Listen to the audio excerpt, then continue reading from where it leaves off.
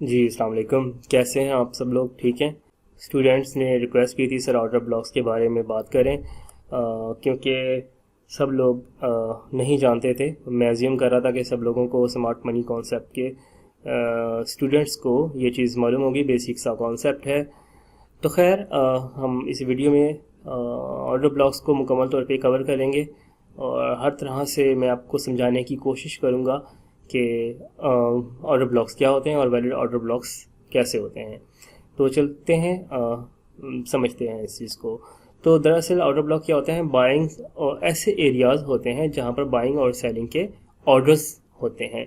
इसकी कंडीशंस और रूल्स क्या होते हैं? तीन मेन रूल्स हैं इसके। Rules of a valid order block. Inefficiencies, first of all inefficiency आपको मार्केट में फाइंड करनी है। फॉर एग्जांपल जिसे हम फेयर वैल्यू गैप कहते हैं, फेयर वैल्यू गैप का होना ऑर्डर ब्लॉक के लिए ज़रूरी है। इनएफिशिएंसी भी कहते हैं उसे, इनएफिशिएंसी फेयर वैल्यू गैप दोनों आप कह सकते हैं। और दूसरे नंबर पे ब्रेकआउट्स यानी कि break of structure. Number 3 liquidity. तो इन तीन रूल्स को कंबाइन करके हम लोग कैसे ऑर्डर ब्लॉक को एक वैलिड ऑर्डर ब्लॉक समझते हैं। अभी हम एग्जांपल भी देखेंगे। इन तीनों का मौजूद होना ज़रूरी नहीं है, लेकिन अगर ये तीनों मिलते हैं आपको तो वेल एंड गुड है।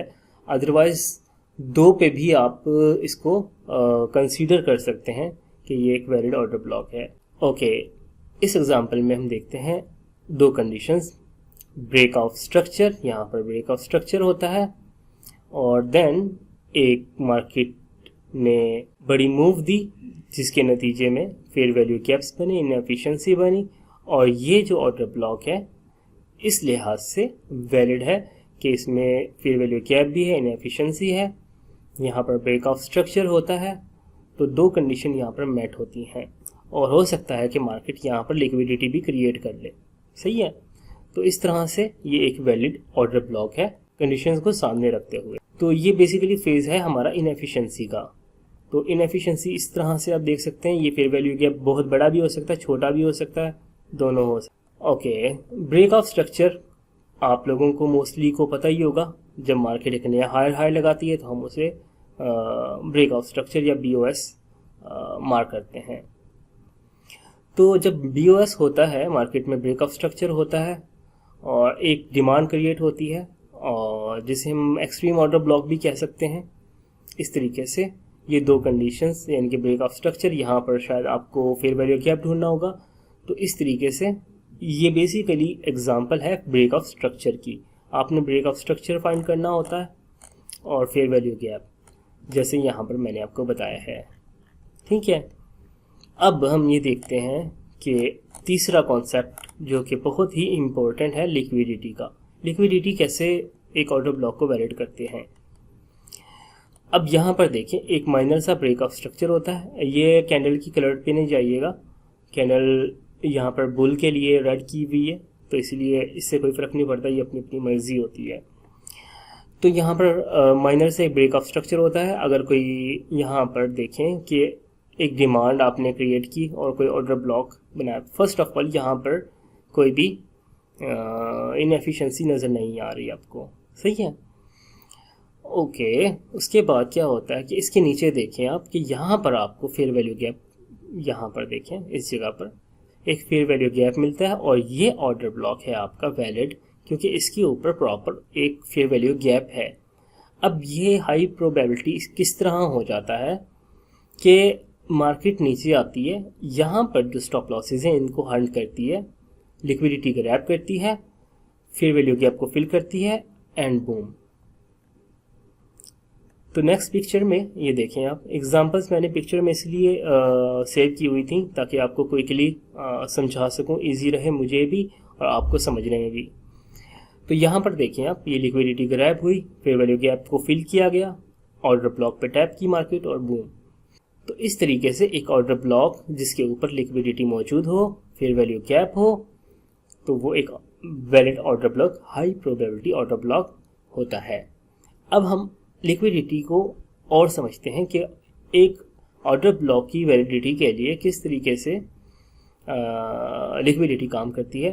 तो इक्वल हाइज और इक्वल लोज भी यहाँ पर बहुत अहम किरदार अदा करते हैं। वो कैसे? फॉर एग्जांपल ये आपका ऑर्डर ब्लॉक था, एक्सट्रीम ऑर्डर ब्लॉक। यहाँ पर आप देखते हैं कि मार्केट ने एक मूव दी, देन वापस आई और उसके बाद उसी जगह से एक और मूव मिली। अब बहुत से लोग यहाँ पर फोमो का शिकार हो जाएंगे, फियर ऑफ मिसिंग आउट, और वो क्या सोचेंगे कि मार्केट मुझे छोड़ के जा रही है। तो होता क्या है इस केस में कि मार्केट एक लिक्विडिटी क्रिएट कर रही होती है, एक फेक टाइप का सपोर्ट या रेजिस्टेंस क्रिएट करती है ऑर्डर ब्लॉक्स के ऊपर, ठीक है, या फिर ऑर्डर ब्लॉक्स के नीचे। ये बुलिश ऑर्डर ब्लॉक है, इसके ऊपर लिक्विडिटी क्रिएट करती है ऐसे इक्वल लोज की तरह, देन एक फेक मूव देती है, दोबारा से मार्केट यहाँ पर टैप करेगी एंड बूम। इस तरीके से ये बेरिश एग्जांपल है।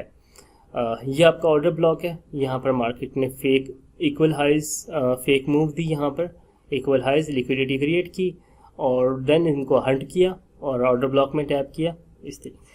तो आपका ऑर्डर ब्लॉक जिसके ऊपर या नीचे लिक्विडिटी मौजूद होती है वो ज़्यादा हाई प्रोबेबिलिटी होता है। और उसके साथ साथ ये जो कंडीशन है आपकी ब्रेक ऑफ स्ट्रक्चर और फेयर वैल्यू गैप तो होना ही चाहिए, ठीक है। तो ये तीन चीज़ें जो मैंने आपको ऊपर बताई थी, इनएफिशिएंसी यानी कि फेयर वैल्यू गैप, ब्रेकआउट यानी कि ब्रेक ऑफ स्ट्रक्चर, लिक्विडिटी जो अभी मैंने आपको दो कंडीशन में बताई हैं, कैसे इक्वल हाइज इक्वल लोज की तरह से यहाँ पर आपके ऑर्डर ब्लॉक के ऊपर लिक्विडिटी क्रिएट कर दी जाती है, देन उनको हंट किया जाता है इस तरीके से। होपफुली आपको काफ़ी हद तक समझ आ गई होगी कि किस तरीके से लिक्विडिटी ऑर्डर ब्लॉक को ज़्यादा हाई प्रोबेबिलिटी बनाते हैं। ओके, अब नेक्स्ट चलते हैं types of order block. Order blocks की कितनी टाइप्स होती हैं ये देखते हैं। ओके, तो सबसे पहले होता है एक्सट्रीम ऑर्डर ब्लॉक। हमारा एक्सट्रीम ऑर्डर ब्लॉक क्या होता है कि वो हमारी मूव का बिल्कुल लास्ट कैंडल होती है, जहाँ से मूव शुरू होती है उसके ऊपर छोटा सा ये यहाँ पर ये एग्जांपल है। यहाँ पर देखें कि यहाँ पर छोटा सा फेयर वैल्यू गैप भी है और ये जो कैंडल है ये एक एक्सट्रीम ऑर्डर ब्लॉक का काम करती है। एक्सट्रीम ऑर्डर ब्लॉक पे बहुत से लोग सिर्फ एक्सट्रीम ऑर्डर ब्लॉक पे ट्रेड करते हैं। उसकी वजह यह है कि यहाँ पर एसएल बहुत छोटा होता है और इसका रिवार्ड बहुत ज़्यादा होता है। तो ये एक्सट्रीम ऑर्डर ब्लॉक होता है। और देन उसके बाद हम देखते हैं wick based order blocks. Wick based order block क्या होते हैं कि जिस तरह ये एक्सट्रीम है ना, इसी तरीके से क्या होता है, इसकी लोकेशन एक्सट्रीम नहीं होती, लेकिन क्या है कि मिड ऑफ द मूवमेंट में भी हो सकता है। अब यहाँ से ये ब्रेक ऑफ स्ट्रक्चर होता है, यहाँ से देन क्या होता है, मार्केट रिट्रेस करती है और वीक बेस्ड ऑर्डर ब्लॉक में टैप करती है और boom. Wick based order block की प्रोबेबिलिटी जो होती है बहुत अच्छी होती है अगर उसने लिक्विडिटी ग्रैब की हो इस तरीके से। इस तरह की कैंडल जो होती है वीक बेस्ड, इसकी कंडीशन ये है कि इसने पीछे किसी कैंडल की लिक्विडिटी, किसी स्विंग हाई या लो की लिक्विडिटी भी ग्रैब की हुई हो। तो ऐसा ऑर्डर ब्लॉक जिसने ऐसा वीक बेस्ड ऑर्डर ब्लॉक या सिंपल ऑर्डर ब्लॉक जिसने प्रीवियस हाई लो की या फिर प्रीवियस कैंडल की लिक्विडिटी ग्रैब की हुई हो, यानी कि यूँ समझ लें आप कि इस जगह पे ऑलरेडी स्टॉप लॉस हंट हो चुके हैं, तो मार्केट को कोई इंटरेस्ट नहीं होता कि इससे नीचे जाएं क्योंकि मार्केट यहाँ पर क्लीनिंग कर चुकी है। तो वीक बेस्ड ऑर्डर ब्लॉक होता है ये। तो इसमें वीक जो होती है थोड़ी छोटी भी हो सकती है, इसकी बड़ी भी होती है, दोनों तरह की होती है। तो इस कंडीशन में हम जब उस किसी वीक ने ऐसे लिक्विडिटी ग्रैब की हुई हो तो हम उस वीक को मार्क कर लेते हैं। तो मार्केट वहाँ पर टैप करती है क्योंकि ऑलरेडी यहाँ पर लिक्विडिटी ग्रैब हुई भी होती है, तो मार्केट को कोई इंटरेस्ट नहीं होता इससे नीचे जाने में। ऑब्वियसली जा सकती है लेकिन ये ज़्यादा हाई प्रोबेबिलिटी होता है क्योंकि यहाँ पर लिक्विडिटी ग्रैब हो चुकी होती है। ओके, नेक्स्ट हमारे पास आता है engulf order block. Engulf order block क्या होता है कि मार्केट एक इनगल्फिंग कैंडल बनाती है और देन उसके बाद एक ब्रेक ऑफ स्ट्रक्चर करती है।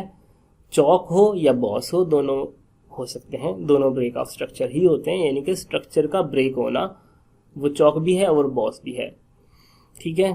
तो इसमें हम क्या करते हैं, दो तरीके से इसको हम लेते हैं, या तो हम इस पूरी कैंडल को मार्क कर लेते हैं, या फिर हम अपोजिट कैंडल को, अगर ये रेड है तो ये ग्रीन कैंडल को हम मार्क कर लेंगे, ठीक है। और ये जो हमारे पास इनगल्फिंग कैंडल है, ये एक बहुत बड़ा साइन है कि मार्केट ने अब नीचे जाना है, लेकिन हम रिट्रेसमेंट का वेट करते हैं और अपना, ताकि हमारा स्टॉप लॉस छोटा हो सके और वहाँ पर हम अपनी ट्रेड एंट्री प्लान करते हैं। तो ये होता है इनगल्फ ऑर्डर ब्लॉक, ठीक है। आप इसको रिफाइन कर सकते हैं ऐसे करके, अपोजिट कैंडल को मार्क करके, ये वाली अपोजिट कैंडल है, ठीक है, और या फिर पूरा भी मार्क कर सकते हैं आप इसको। नेक्स्ट हम देखते हैं mid movement order blocks. Mid movement क्या होती है? ओके, कि मार्केट तेज़ी से अप ट्रेंड में हो या डाउन ट्रेंड में, वहाँ पर दरमियान में एक रेड कैंडल या फिर ग्रीन कैंडल बनती है डाउन ट्रेंड में, और अप ट्रेंड में एक रेड कैंडल बनती है।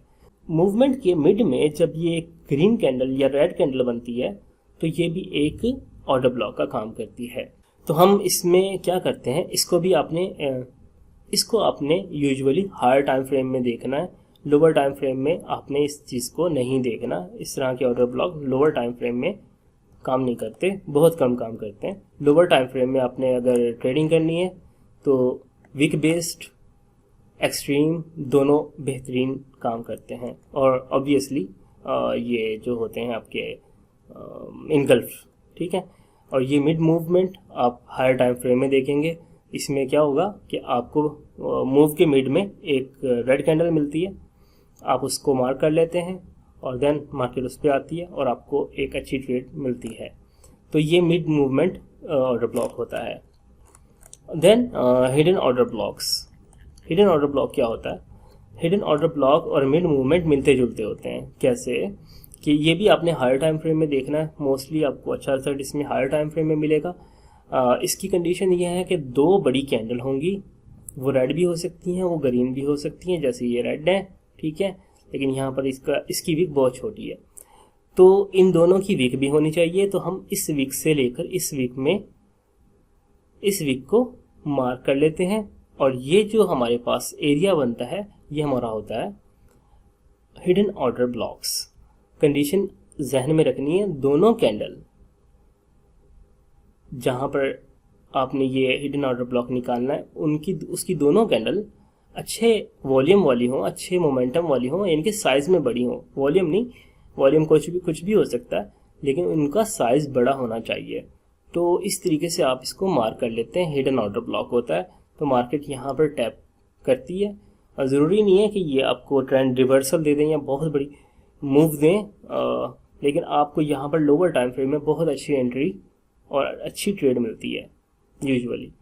तो ये होते हैं हमारे पास ऑर्डर ब्लॉक्स के टाइप्स, और ये होती है कंडीशंस।